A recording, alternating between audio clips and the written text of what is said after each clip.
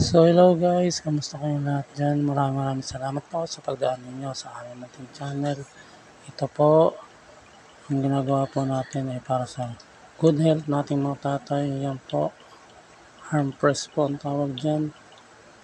4 set po, 60 repetition. Dahil nga po wala na tayong time pumunta ng gym dahil masyado tayong busy pagtrabaho guys. So ito, marami pong tayong mga equipment na pwede natin gamitin. Tulad po ng mga mineral water na may laman. Pwede po natin gamitin yan guys.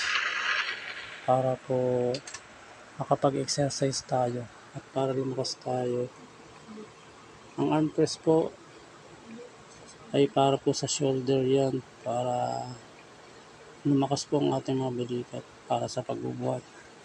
Kailangan po yan kasi bilang isang pahinante po trabaho ko, nagbubuhat ng semento, nagpapala po, nagbubuhat ng mga bakal, mga plywood, yero, iba-iba pa po. So kailangan pong malakas ang balikat natin. So ayan guys, kabilaan lang po yan.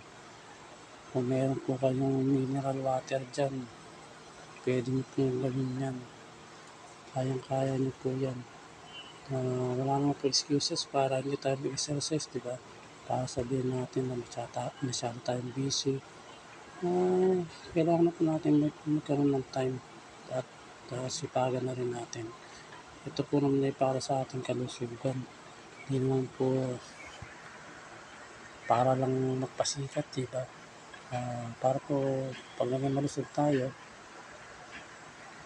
makapagtrabaho tayo ng maayos, maalagaan natin ng maayos ang pamilya natin pagka tayo ay may malakas at malusog na katawan. So guys, pilitin nyo mag-exercise guys para gumadalin po ang daloy ng inyong dugo. Hindi tayo bigla na lang maatake sa puso. So, kahit tatay na tayo, kailangan magkaroon pa rin tayo ng oras para sa sarili natin. Note nga pala guys, huwag po tayong masanay sa pagbuhat sa isang bigat lamang po. Kailangan natin pong magdagdag ng bigat sa mga binubuhat lang po natin kasi hindi po gaganda at hindi rin po lalakas tayo kung lagi pong magaan lang binubuhat natin. Kailangan natin guys magdagdag ng bigat. Sa ganun mas lumakas, mas maging malusog ang mga muscle natin. Kailangan po may tinatawag po kasing drop set. Kung halimbawa po nakabuhat po kayo ng mabigat, masusunod ng buhat, pagaan naman po. Meron din naman pong exercise na magaan, pabigat, para po hindi ma-immune ang muscle natin, ang katawan natin sa isang bigat lang. Kasi hindi po tayo mag-i-improve kung iisang bigat lang po ang binubuhat natin. So guys, keep on exercise guys. Huwag kayong susuko. Laban lang.